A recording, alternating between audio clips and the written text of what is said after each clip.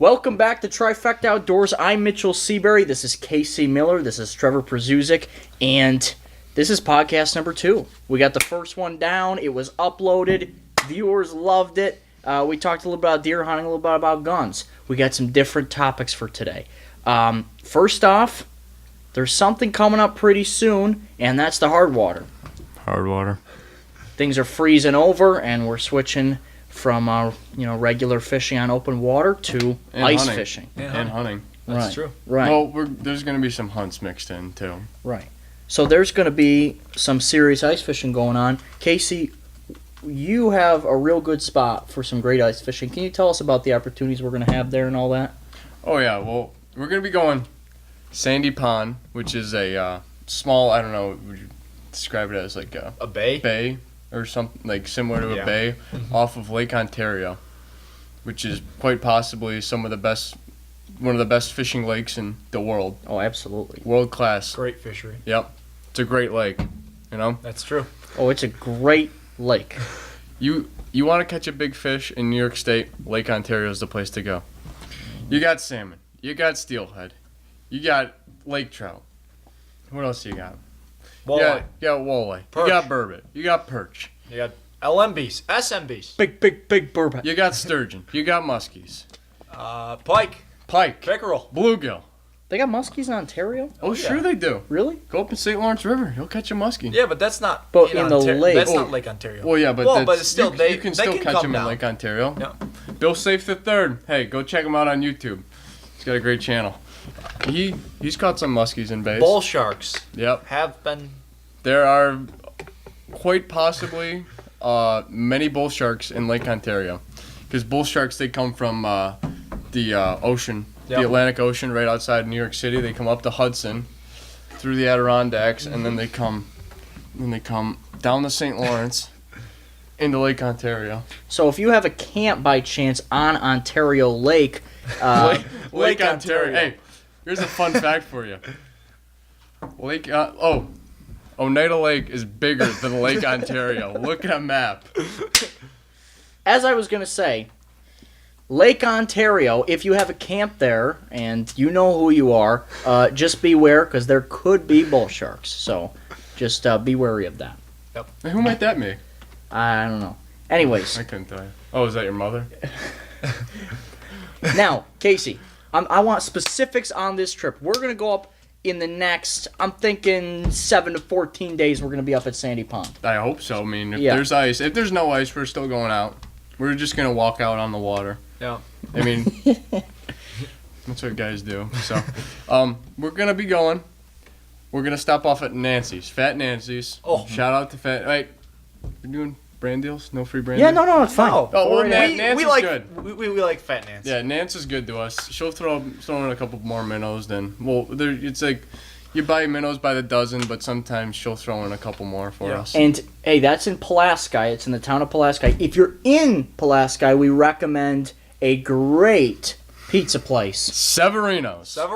Also known as Stefano's. Stefano's is the name that is the official name. Yeah, but if you really know what's going on, it's Severinos. Yes. Pizza. Great stuff. Great calzones, great pizza. Garlic Great nuts. meat. Garlic nuts and meat. Awesome. Meat. If you want it, there's no meat lovers pizza in Pulaski. You call, and yes, Severino. Severino is the guy that's named after, you know? Right. You say, Sevi, I want meat. Mm-hmm. I'll give you a meat pizza. Yeah, meat They pie. give you a meat pie. But that's beside the point. We're talking about fishing, Sandy Pond. So tell us exactly what we're going to be targeting and how are we going to target it up on our trip when we go up there. So this is quite possibly, ice fishing is probably the most fun type of fishing. It is there my is. favorite type of fishing. You know, you just go out there with a bunch of buddies, you drill a couple holes, you drop some lines down, and you catch some fish. It's pretty simple, you know? Mm-hmm. But you got to be dialed. You gotta be dialed. That's the main. We're going out probably 6, 7, 8 feet of water. Right around there. 7 feet is like the sweet spot. A lot of weeds. Yep, a lot of weeds. There are going to be big perch. I'm talking, you have a chance to catch a world-class perch. 15 plus. Yes. With no doubt in my mind. that you could catch a giant perch. There's nice gators there too. Right? There is potential for some very nice gators. To specify, gators is a slang term for northern pike. Yep, snot rockets, gators, whatever your height, whatever turns you on, you know. Torpedoes. Yep, barracuda of the north. Yeah, that's. Yes. Check the Insto. Yep. Last year. Check it out. So we got northerners, we got big perch. What else? Is that it? You know, there is an occasional walleye. You got your bluegills. Occasional largemouth. Yep, you could run into a largemouth. Crappie. And then we've caught some bowfin. That's but true. I feel bowfin, I haven't looked into this, but I think that during the winter, they hibernate. I'm sure they seem like a fish that would dig down in the mud during those. Kind of like they're similar to a snakehead. Yeah. There's going to be a picture right here. But burbot don't do that. All right, our editor isn't that good. Burbot don't do that. They don't dig under the mud. Burbot, also known as eel pout. They are fat and they are greasy. And stay tuned. That might be a target species here on Trifecta Outdoors. Maybe. That would... Aaron Weeb and Uncut Angling, that channel, they love catching shout burbot. out to Aaron Weeb. They love catching burbot. Big burbot. Yeah. All right, so Techniques? Yeah. For these big gators and these slob perch, how are we gonna do it? So you like a medium to medium heavy rod, big long rod. This is for if you're trying to jig up some pike. So you want to have a jig and wrap or a rattle bait or lipless and just rip it off the bottom a lot. Just make a lot of commotion. And also there's a technique with tip-ups. Now I'm going to pass it over to Miller here. He's going to tell you about tip-ups. So when we're fishing tip-ups, you know, I'm almost positive. It's been a while since last season ice fishing, but I'm pretty sure you can have 4 lines out in New York State ice fishing. So we're going to have 1 rod in our hand. We're going to be jigging. 3 tip-ups out a piece, right? You do the math. That's 12 lines in the water, right? Oh. So we're going to have 9 lines set for tip-ups, right? On our tip-ups, we're running the regular Dacron line that's on the tip-ups, which is probably, I think the line that I got on there is like 10 to 20 pounds, which is more than enough for these gators. And some people go overkill with the leaders, and it's ice fishing, and, you know, I use a 20-pound fluorocarbon leader. Yep, fluorocarbon. That's all you need. So you can use wire leaders, but that's a little bit more visible than fluorocarbon. Yeah. And we're gonna be using sucker minnows. Or no. Apologize. Pike minnows. No. Not sucker minnows. That's Suckers. Lee and Robbie. That's for you guys. A little sucky. So we're gonna be using pike minnows. Most pike minnows are about that big, but the plan is, when we get up to the pond, we're going to be jigging. If we catch a decent-sized perch, we're taking that bird, putting it on a tip-up. Mm-hmm. And on the end of the tip-up... Decent as in 3 to 5 inches. Yeah, the perch won't be... If we catch a super-sized perch, obviously you're not going to stick that on a tip-up. It's going to be that moderate-sized perch that we're going to use for the pike bait. That'll be for the big gators. We're talking about...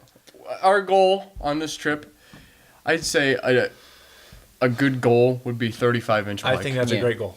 That's a big pike. Yeah.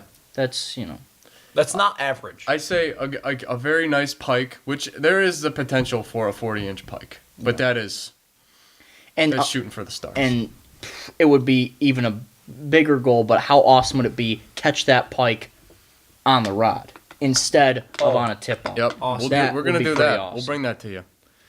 And so, on the end of this fluorocarbon leader, I'm using a single treble. Some guys use a quick strike rig. Quick strike comes off like this, 2 trebles, and you put it on the bait, and that fish T-bones it. They got both of them. 2 trebles, yank right in the side of the mouth. She's set, but it's either way you're gonna catch a big fish. Mm-hmm. And then, Porge, you want to talk about what we're using for the perch? Yeah, sure. So we'll be probably using some tungsten jigs. Tungsten is awesome because it's more dense than most other jig material. So you want to have either a 1/64 ounce or 1/32. It doesn't really matter. 30-second gets to the ground a little bit more fast. And we're gonna use either spikes or wax worms. And with those perch, they just love it. And you just jig it right in front of their face, and Just give it a dangle. They'll probably smash it, And you'll be able to see these guys on the Vexilar. Vexilar and Markham, awesome companies. They have things now where you can literally see your bait and see the fish come right up to it and really just hone in on your bait and the fish and how they interact with each other. So I'll be running a Vexilar while jigging, but Vexilars are expensive, so it's not mine. I'm borrowing it. So love them.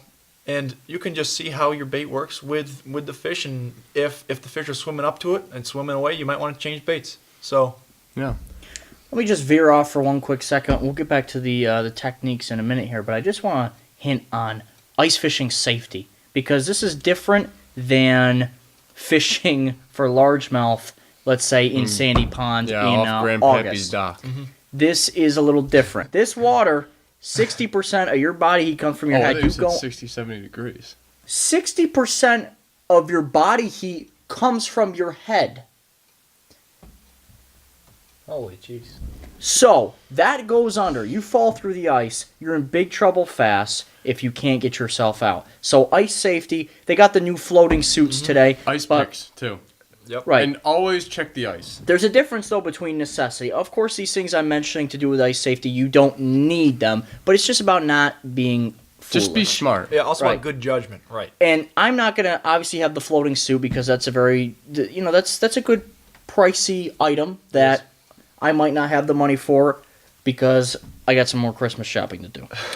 So that's not going to happen this year. But I'm going to have, even if it's homemade, I might have some sort of spikes on my wrist to Oh, yeah. get out of there. A cheap way, I mean- too, if you don't want to go out, you can't find anything, take a couple screwdrivers, put them in your pockets, You get stuck on the ice. Yeah. Oh, whoa. Just have something to be prepared. Because when that ice, it's real slippery, and you're not going to be able to crawl out on your hands. That's just... 2 years ago, 2 guys fell through Sandy Pond ice fishing. And they didn't make it. You got to come prepared. Yeah. And you got to be wise. And of course, it's not going to happen for us most likely because we're if we're going to go out there, We're going to be fishing 4 to 2 feet of ice. yeah, if we're going to go out there, we are 4 going to inches have to 2 feet. we're going to have the knowledge of this is safe ice to be on. We're not going to go on stupid ice, so we're going to have that knowledge beforehand. But in the freak situation, just like anything, like if you're talking about gun safety or walking in bear country, if the freak situation were to happen, just to be prepared, we may be ice fishing for 60 years nonstop, and it will never happen because we're going to know the ice. Yeah. But if it does, be prepared. That's what I got to say. Oh, also, jigging these perch, absolute money lure to use on the pond. Rapala jigging wrap, 2 3/4 inch. I think it's the number 3.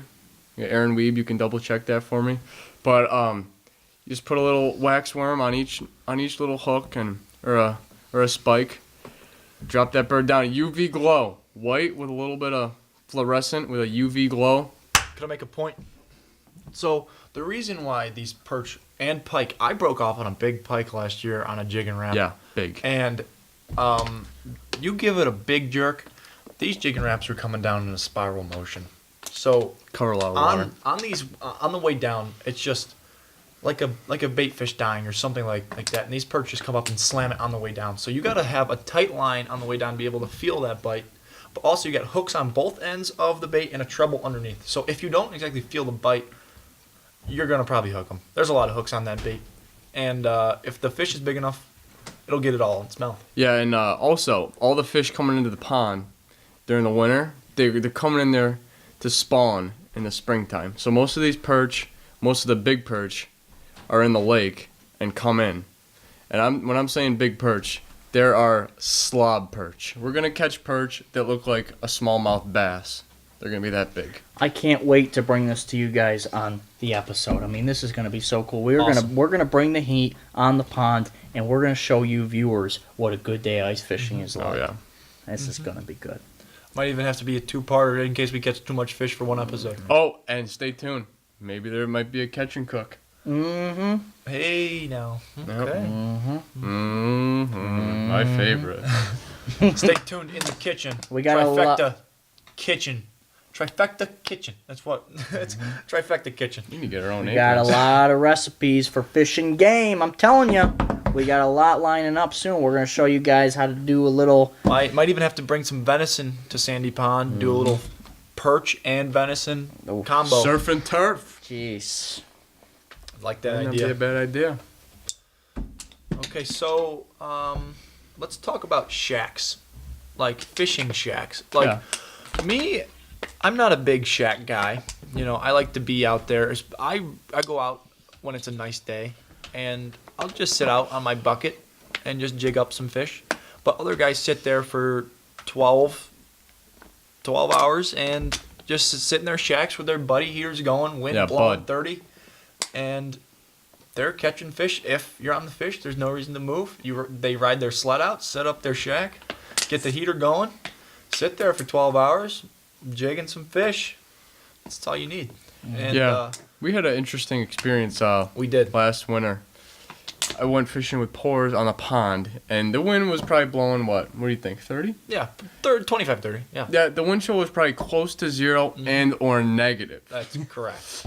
And let me tell you, it was pretty cold. You stick your hand down the you stick your hand in the water, and it is. You pull it out, and it's gonna be cold. Your hand's gonna get cold very quickly. I always have problems with that because when you are looking to get a fish, obviously you don't want to stick the gloved hand in the hole to get the fish. So you got to throw the gloves on the snow, the snowy ice or whatever, and then go down with your hands to get that fish in the hole. But then guess what? When you just threw your gloves in, some snow got in there when you threw it down, and now that's pretty wet. You're putting wet hands in wet, cold gloves. Those gloves are now turned to ice because they're getting wet. You got to bring extra gloves. I asked for waterproof gloves for Christmas. So if those are Santa's pretty good to 'em. expensive. Those are They'll get the expensive, gloves. but they're worth it. Yeah, and plus we were out there, didn't have a shack, so we were out there. It was big lake effect flakes. Yeah, Big lake it flakes. was a snowstorm, and the wind was blowing 30 miles an hour. It was below 0. Or 0. Yeah, And or negative. And we actually absolutely slaughtered the fish in Sandy Pond that day. Well, And slaughtered, he did not mean he killed all we of let them. every fish go. Yeah, slaughtered mean he caught a lot of them and then put them back. we were dialed. Slaughtered the day. Yeah, that's a better way to put it. So, what we ended up doing was both of us brought buckets out, and we built. I would call them like somewhat like igloos, Yeah, snow walls. like walls of snow to shield us from the wind. And I'll tell you, there was like a night and day difference. Just a little bit of effort Yeah. and some creativity could get you out of the weather. That blockage of the wind is everything. Yeah. That's what really gets you from cold to freezing is a harsh wind blowing at your face. And especially because they're over on Sandy Pond, there's sand dunes, and trees and stuff. But in the wintertime, those trees they're all Bare. like bare, you know. So that wind blowing off the lake is just coming in hot. That lake is so big, and the wind blowing off that lake is so cold.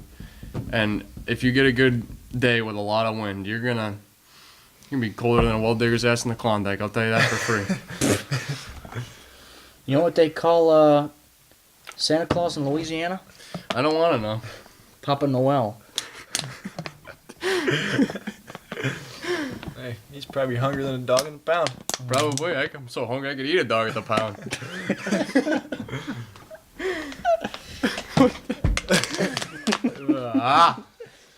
All right. So now that we covered ice fishing, well, should we cover ice fishing on ponds? Not Sandy Pond, but just ponds in general. Ponds, yeah. Like, not everyone has the opportunity to go to a Great Lake or Lake Ontario. great lake. It is a great lake, and it's a great lake. And just big lakes in general. So fishing ponds, this is a good tactic that I love to use. My friends love to use that, aren't so experienced with ice fishing. It's drill a hole, and if it's clear water and it's shallow, like just look right down through the hole. Maybe even get some icicles on your nose because you're right up against the hole. This is a great tactic. It's fun. It's really fun. That's how I caught my first ice fish. I was looking through the hole. Bluegill swims up to the little jig. I'm jigging it with my hand, looking down the hole. Smashed it. Oh, jacked his jaw. Awesome. Good beginner technique. Yeah, and also ice fishing ponds, you want to check the thickness of the ice too. That's true. Even when there is a good 4 inches on the ice, sometimes There's slush. There's slush will slush. get you. Mm-hmm. We had an encounter with slush last year. I remember that great day. Tim Shaw's ponds like that. We were hitting a lot of largemouth that day. Oh, Yeah. yeah. There was some mixed That was on pan- Woods and Water panfish, TV. too. Yeah, there was some film we put on Woods and Water for that. But yeah, I remember that was a good learning day for me. That was the first time that ice fishing that really had got into them. And definitely for people who want to start off into ice fishing, one thing's for sure is as far as movement, when you get into summer fishing, spring fishing, for a lot of action-filled fishing, it's just a little bit different. Ice fishing is more intricate and it's slowed down. You got to remember, these fish are in freezing cold water. They don't act like they do in the summer. So a summer fish is going to be ambushing in weeds, right? He's going to be down in lily pads, and then here comes a fast-moving bait. Boom! Yeah, that's not ice fishing. This is a stationary bait, and you're not just moving this thing crazy or erratic like you would in the summer. Am I right with that? You're correct. It's very slow and intricate. It's maybe rip, rest. Sometimes. Rip, rest. Most of the time, that would be cadence, your like, ice yeah, fish. sometimes a good cadence it's key. Yeah, sometimes you just let it sit there and let it. Dead stick it. They love the dead stick. Slowing it down just like how the fish are slowed down. Yep, lethargic. That's a great word Oh, that's for a great. wintertime fish. It's a It's an great SAT word. Hey, who's ever taken their SAT? Lethargic. You know Use what it. do you know what it means? That's right. Whoever's retaken the SAT, lethargic. Yeah. And you know who you are out yeah. there. Yeah, there's some of you. Yep. Super scores. I'll do it. Apologize. Oh, so yeah, that day there was a good amount of slush on the ice, and it was. It was an experience. Yeah, was it a warm day? Oh, there was a snowstorm just before that. I think it was negatives. I think it was by negative teens the night before. So we got a good layer, and then in the morning it snowed. Yeah, and there was a good 4 inches of ice on the pond, and there was about a good 4 inches of slush on the pond as well, and that was interesting. It was like walking in water on top of ice. Water. Yeah, you were walking on water, on top of ice, on top of water. Yeah. That's beautiful. Yeah. Yeah, And Yeah. snow is a great insulator. it is. So if you got a little bit of snow, not a lot of ice is going to form once the snow gets on top. So And vice versa, the ice isn't going to go away if it's warm. Right. Because the snow's insulating. and with slush, because it's warmer water than the ice, it's going to eat away a little bit at the ice over time. And we probably spent 6 hours at the pond maybe. Probably. And Long time. at the end of the day, the ice got a little sketchy. In some areas, there was probably no ice. Or close to none. Especially around the water plants. Like the reeds sticking out, those can be super dangerous. Just Yeah. any edges. Edges on lakes too can be sketchy. Yeah. Also. Be careful.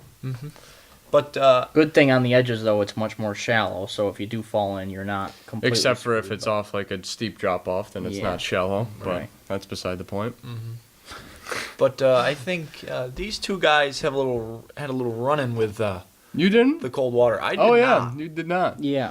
We Yeah. had a few... Yeah, we would. A boot or two might have sunk in.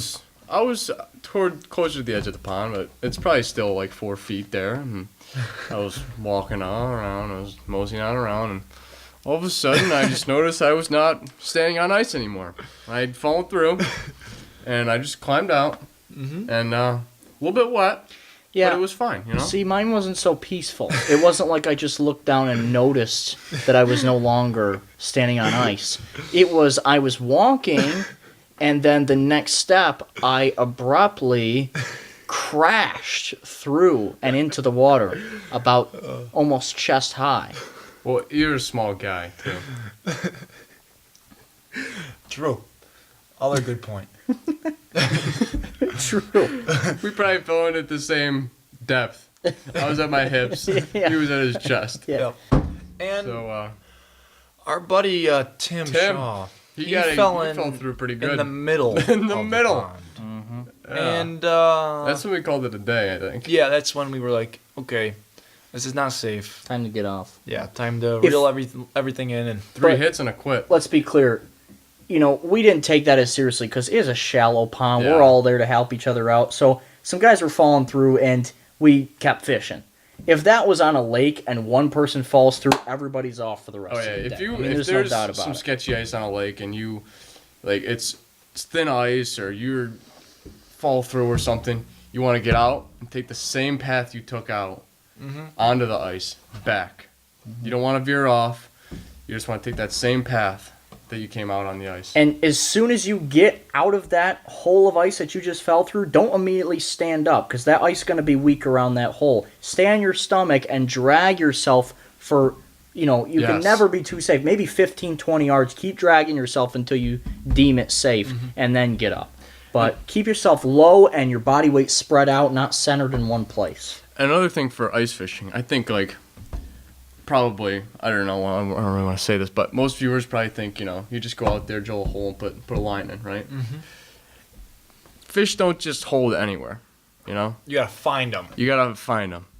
Vexilar, that's when it's key. Yeah, you can look on avionics too. That's true. Fish like drop-offs, they like That- rocky areas, they like weedy areas, depending on the fish, they like different areas. Yeah. So, that's another thing that... Yeah. Do your research on a spot before you go ice fishing. Yeah, ice fishing, just like I said about the pace of it, it's different and the same as regular open water fishing. Yes, it's different as far as speed and intricacy, but it's the same as far as what they're talking about is structure. Fish are going to be located around something. They're usually not going to be located around nothing. So that's how you find them. That's how you isolate areas is you know where they are because they're going to be where structure is. Just like how he touched on earlier, reeds and lily pads in the summer. Now these fish are starting to get a little bit deeper, maybe, or shallow, depending on the fish. Yep. And they're still going to hold tight to structure. So you just want to find the structure, play it by ear. If you get a bump or two, stay there for a little bit. Well, I mean, the reason they're going to be around structure is because even though it's winter, they are still ambush predators is what we're ice fishing for. I mean, a perch still ambushes minnows. A pike still ambushes perch. They have to be in cover to be able to make that ambush and be hidden. Like on... No, go ahead. Like on Sandy Pond, there's weeds everywhere. So these pike are swimming in and out of the weeds, and there's open spots in the weeds, and that's usually where like the perch and everything tend to congregate. That's a good spot to drop your bait down, an open spot. Yep. So it can go where all the fish around it in the weeds can see it. Yep. And that's when you start getting hits above the weeds and in the open spots. That's when you better sit down and drill a couple more holes. Yeah, put the poles down. Drop the poles. That's the best feeling. When you're getting onto a new body of water, I'm kind of talking about open water fishing here, but when you get to a new body of water and you see a perfect weed edge or a weed line, and you know that fish are just going to be waiting on that edge. And so all you got to do is take that lure and just drop it on the edges, and fish are going to explode out of that weed edge. That's one of the best feelings. Getting to that new body of water and seeing that. That reminds me of another thing. Topwater fishing. Is there any like experience throwing a topwater lure that has just been very cool that you would like to share? Yeah. I have one I want to go last because I have. Okay, Yeah, maybe. I think we should. I think I'm best for last. more. No. This one. Okay, No. I can go first. No. I can go first. Yeah. All right, Porce. Yeah. Mine's not too awesome, but mine's a buzzbait. Okay. A buzzbait. I don't fish a lot of buzzbaits. I fish frogs. I love frogs. Frogs are awesome, but on this, Which there's a lot of frogs out there, Oh. frog lures. What company does your go-to? I love Booyah. Booyah. Booyah makes. I like medium to small size frogs. Maybe you'll get some bigger bites on these bigger frogs, but I like these small ones. You can cast them, maybe not as far, but just about. And with those small frogs, you can really just get it to walk. But walking the dog is awesome because it stays in the same spot, but it moves. And the bass, they just explode on it. But buzz baits, I was throwing a black buzz bait with a trailer hook. Trailer hooks are key with any moving bait. And, well, not exactly any moving bait, but like a moving bait. Spinner bait or Right, buzz spinner bait. Buzz bait. And trailer hook is just another hook attached to the. So here's your hook, and here's Kinda like a trailer on a the car. buzz bait, and then you got a thing that slips over it, and then here's the second hook, so it's trailing it. It's a trailer hook, and I was throwing a black buzz bait, and when you throw it, if it's a good quality one, it'll squeak maybe. It'll Yes. squeak, and squeaking is key because it'll draw their attention. And I threw it over a log, and this was in the Adirondacks. I love Adirondack fishing. Oh, One of my favorites. tell me about Well, it. that's where my story is. Okay. can You keep going. No, you keep going. And of course, in the Adirondacks, there's a ton of fallen timber, and submerged timber even. And I threw over this partly submerged tree that's fallen in the water and fallen. Sorry, and it. I drag it over. It's buzzing and squeaking, and then as soon as it gets over that front side, just explosion comes up, and it's just awesome to feel a fish tug on a bait you've never caught a fish on before. Yeah. A bait you don't have a lot of confidence Yes, in. confidence. And for me, a frog is a confidence bait. I love frogs. Buzz bait, it was kind of out of my realm. We should talk about that next. And yeah, that's a We should talk about that next. Confidence Confidence? bait. Confidence bait. Yeah, you're our go-to. But we'll do our go-to. Well, we gotta specify the fish. This is but- all open water season. Yeah. Yeah, we're not throwing top water on the ice. We assume you realize that we have Right. switched to open Yes. water talk. If not, I apologize. All right, but let's also specify that we are, because if we're going to talk about a go-to bait after this, we are talking about bass fishing. That's Right, true. right? Yes. I mean, top water you can do it with a lot of other fish, obviously, but pike love the frog Yeah. too. So right now we're talking about our go-to. Well, should we specify or either largemouth or smallmouth for go-to bait? Because I think we should. okay. Because with smallmouth and largemouth, I'm using very different stuff. Yes, that's true. So Mine goes for both. That could be your true. go-to goes for both. Yep. All right, so let's finish our top water stories. Are you finished? Yeah. Okay. So let's just agree, bass fishing. There's no more exciting way than top water fishing. Awesome. Can we agree No. about that? No. No. No, I mean there is no. Oh, there's no more other. exciting. No. Yeah, there's no other. It is the best way to catch them. I think so. And obviously, frogs is the go-to because around here there's a crap load of frogs. So that's a huge part of a lot of bass's Catch diet. and cook frog. Catch and cook bulls. That Full could be. Hey, I got a blowgun. I got a recurve. I get a recurve too. I So got two hands. that's true. He's got a net. Yeah. So, anyways, we love topwater fishing. We love it because it shows the explosion these bass can use to hunt. Can you demonstrate what a topwater strike looks like? Yeah, of course. So let's say, I'll be the frog. Okay. I'll be walking. okay. So here's the fish, and he's seeing it. Can you move this way? So he's seeing it. He's like, "Yep, that's what I want to eat." Oh! And he takes it down. He will take it and he'll roll with it. He will roll with it. Anyways, so I think Good over there. I use topwater anytime I can do it. Anytime the conditions are right to do it, which is most of the time your calm water. calm, shallower, right? Weed. Yeah, I mean that's A lot of vegetation. Weeb? Aaron? Aaron Weeb, Or did you say weeds? weeds. Oh. Apologize. So, anyways, my favorite Favorite. experience topwater was unspecified lake in the Adirondacks. I'm not going to give it away. Starts with a Don't say it. X. Lake X. Lake X. Yep. Solve for X. You'll never get it. Anyways, I'll give that. Give it to you. so Lake Bushnell. X in the Adirondacks. This is the smallmouth lake. I'm telling you, and it's There's no better smallmouth No lake. better. well. Yeah. You can't in my find a better opinion. lake in the world. Okay, For smallmouth. that's not All right, true. hold on. I got to readjust here. But Carry in on. the Adirondacks, this has to be in the top 5 for smallmouth. But nobody knows about it. It's a very secluded lake in the Adirondacks. But the quality of the numbers are there, Okay. and the quality is there in this lake of smallmouth. And I'm using a Rapala popper. Rapala. I say Rapala. You guys say Rapala? No, yeah, I say Rapala. Yeah, Hey, whatever turns me on, we gotta ask the founder. I say. That's true. But anyways, I'm not kidding you.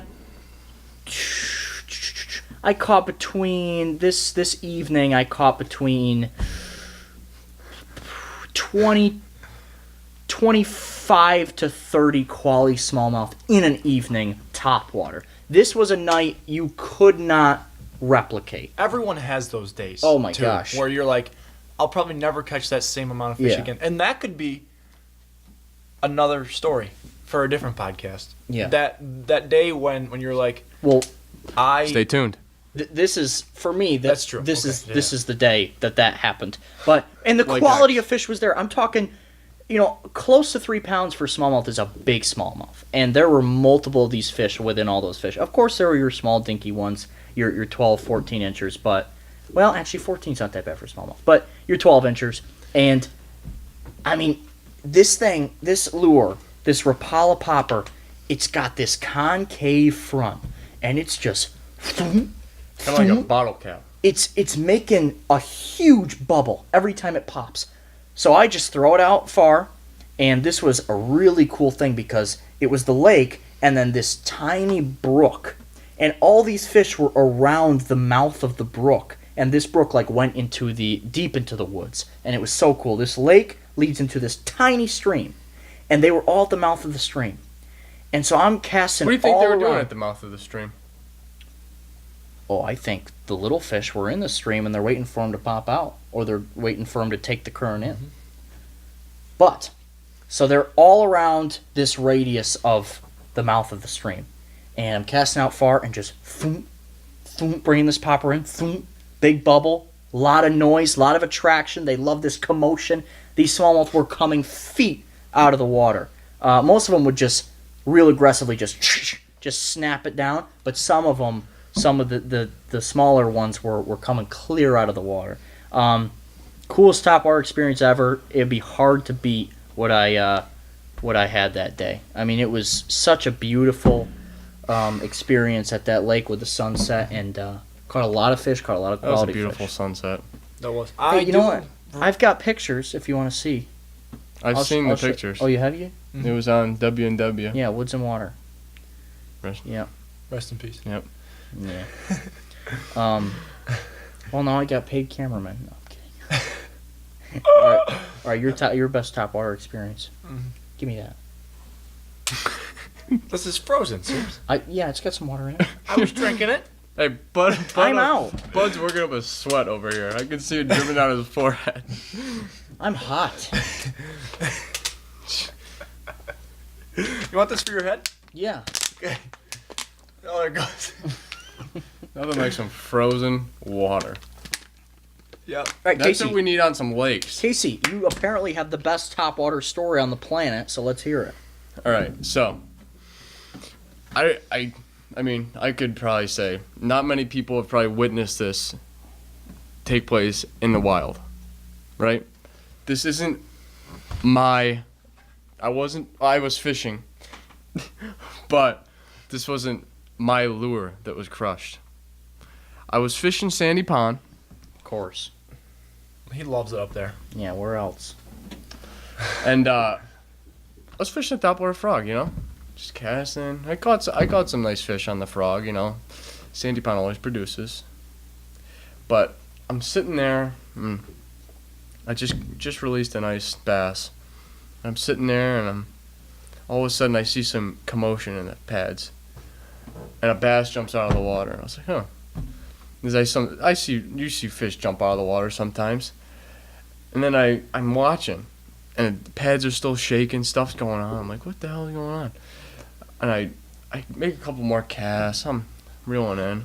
I look over again, and here comes this bass, probably about 2 feet out of the water, with a bluegill hanging. I swear to God, it's like 2 feet out of the water with a bluegill hanging out of its mouth. It was chasing this bluegill around, and the bluegill was close to the top of the water, and it shot up trying to eat the bluegill, and the bluegill was in its mouth. And while this was happening, the bluegill flies out of its mouth, probably about 2 more feet in the air. This bluegill is probably like 4 feet in the air. The bass is 3 feet, tumbling in the air, and he falls back in the water. That was probably the coolest experience I've ever had topwater fishing. But the coolest blow up I've ever had is not from a bass. Pike? Yes. Pike are probably the most aggressive fish I've ever targeted. I agree with that. I 100% agree with You throw a lure anywhere near a pike, they will absolutely hammer it. Topwater frog fishing, this isn't just one time. I've caught multiple times. You know it's a pike because you can see them. They come about 3 feet out of the water. They absolutely destroy the frog. That's all I gotta say. Let that sink in. Did you catch that pike that blew up on that lure? Is that a joke? Did you? Did you bring him in? I'm not gonna answer that. Everybody knows that. You did. Of course I caught it. How big was that pike? It's probably about. Well, this is not a one-time deal, but I said on multiple occasions. On average, what do you think? Probably 28. 28. I mean, that's like an average pike. Also, a telltale sign when you got a pike on and you don't really know it yet is giant head shakes. Their body is so long, and they can just get so much leverage with their head, and it's just giant head shakes, and they get it with the head shakes. Get in it. Well, We want to say favorite lure or go-to or? oh yeah, go to. Go-to bass lure. So let me just set up this scenario. You got freaking the store. I would win this. My lure's money. He would not win this. All right, let's say, should we pick a lake or just in general? In general. All right, Anywhere. In general. Anywhere. All right, so anywhere you are going for largemouth. And or Okay. smallmouth? No. No, This is a way different. This This is Smallmouth are different. yeah, way different. Well, my lure boat works for both. Okay. Okay, so we'll Kill do, two birds with one we'll stone. We'll do largemouth quick, and then we'll do smallmouth quick. Do you want to do that? Actually, for smallmouth, I could do another one, but it's probably works the same. But continue. You've got the store. Let's say it's Gander Outdoors in Cicero. Okay. I know. Why don't But we go to Cabela's? nope. Bass Pro. No, you got a limited selection. Dicks. Bass Pro. All right, Bass Pro Shops. Forget Okay, it. All right, good. you know Bass what? Pro. Yeah. I was just trying to pick somewhere local. Okay. I'll go on the internet. That's going- local. All right, you got one lure, and you're trying to catch as many largemouth as you can. What's your go-to? Okay. You have one lure, Well, If you want to think about it, I can. and it won't snap off. I love three. Well, you got to pick Can one. I say my three? Nope. That Nope. that I. But you I- can pick your I- top one and then yes, say your other two. Yes. Okay. All right, fine. So my three: spinnerbait, lipless crank, soft body swim bait. Love those. They're all in the same category as in moving baits. Love moving baits. But my favorite, soft body swim bait. I take a 4/0 belly weighted hook. I got a Gambler. I think it's a little easy or something like that. Probably, yeah. And you rig it and you get the belly weight and that tail's flapping. You can catch pike, largemouth, or smallmouth on it. So I love it. You can throw it on pads. It could be a topwater bait if you really wanted it to. Could. I've caught so many pickerel on that top water.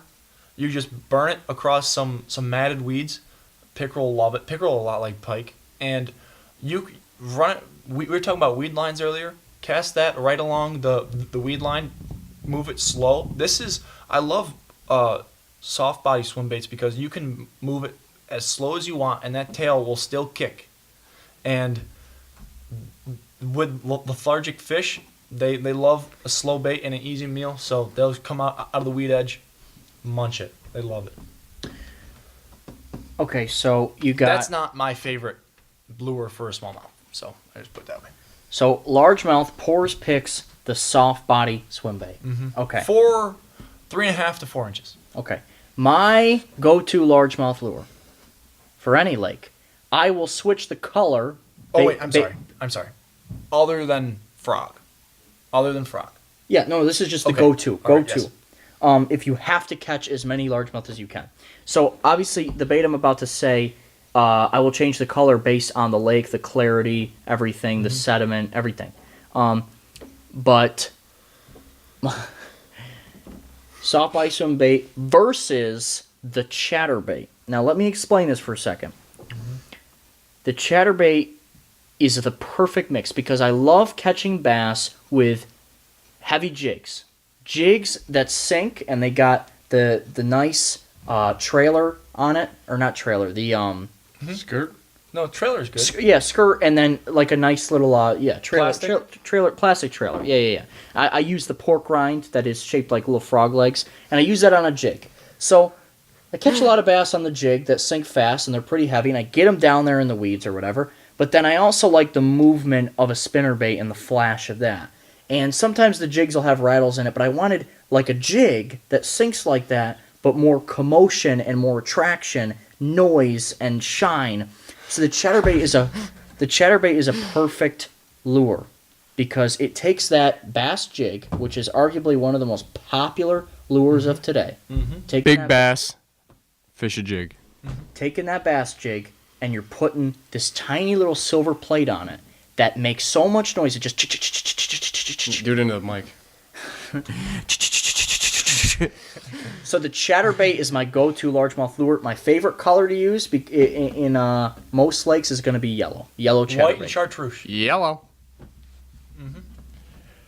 My turn? Yeah, it is your turn. And I won't interrupt you when you're talking about your favorite largemouth lure. You probably will. All right, I might. So, do you mind if I stand? You've been standing for a lot of this, so I can't control you at this point. Well, I'm still in frame.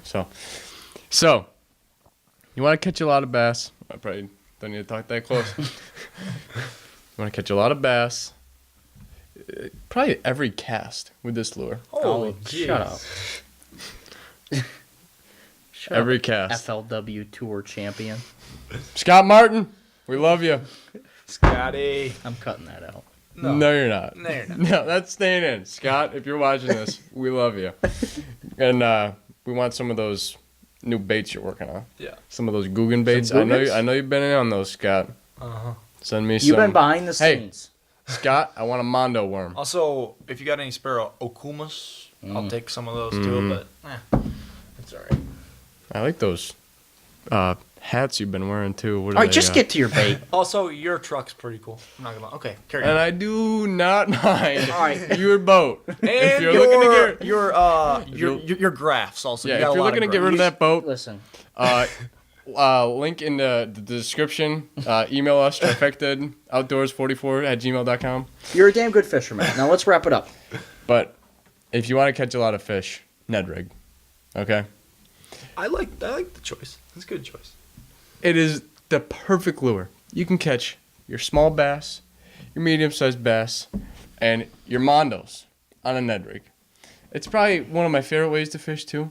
Medium light rod, light line, Oh, jeez. braid, 15-pound braid to 8-pound fluoro leader. Catch that bird out there. You're just bouncing it and reeling it in, and you're getting a fish every cast. No, you're not. That doesn't happen. I get that you love Doesn't this. happen for him, but hey, Ned rig. There's different colors too.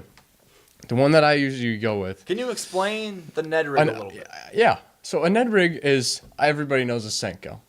You know your Senko, Gary Yamamoto. It's kind of like, looks like a pencil. For those of you who may not know what a Senko is, it's a long stick bait. You chop that bird to about yay big. Put a little mushroom head on there with a hook. Put that on the Z-Man, who makes the chatterbaits. They make a finesse TRD that they have the mushroom heads for, and that's where that's what you want. But yeah, every cast, you're gonna catch something. It works for smallmouth, largemouth. You can catch a perch. You can catch a crappie. You can catch anything. Multi-species. That is true. I've caught many species on the Ned rig. Okay. A lot of species. All right, let's just go down. We're not going to get into this one because we got to move on a little bit, but let's just go to smallmouth and we'll do it quick. I think we've been going for just about an hour. Maybe not quite, but just about. Really? That's pretty good. You want to go quicker? Well, let's go smallmouth. Let's just do quick smallmouth. Smallmouth. This is a tube. Tube jig. Tube with a tube jig. Tube. Love it. Black spinner bait. Yeah. No. Tube, it's just like a jig. You can skirt it. Actually, tube is not my favorite. I'm sorry. I've caught some good fish on the tube, but lipless crankbait is my favorite for smallmouth. I throw it every time I go smallmouth fishing, and it produces. Even in those tough days, you can yo-yo it. You can just burn it in. You can put a cadence to it. You can rip it through grass if you want to. And I just love it. Okay, let's move on. Mine is, I'm going real small. Smallmouth, I like to go Curl small. tail grub. And I'm using small jig, mainly used for like the vertical jigging for walleye. Just a nice small jig with a white twister tail. I like pink heads, small light jig with a white twister tail, or black jig head, white twister tail.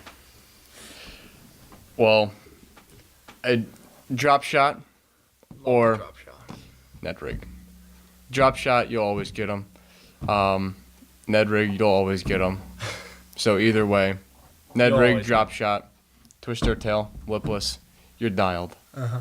You have those in your arsenal, you're gonna catch fish. Okay, Hey. let me tell you. Beautiful. And this was Trifecta Outdoors, episode number deuce. Podcast number deuce. Stay tuned for some action. Love it. We're going to have a Good. small game hunt, maybe before this. Mm-hmm. And so if you haven't watched that video, go back, watch the small game hunt, and give us a like. Subscribe. Put some comments. What do you want to hear next from us? We would love some suggestions in Yeah. the comment section below. Where would you like? Would you like to see a podcast somewhere else? Would you like? I don't know. Out on the ice, out in the woods. Ice, woods. We'd have to find a nice day. Yep. But, yeah. But we got action coming to you. Trifecta Outdoors. We'll see you later. Wait. Try doing the cup thing.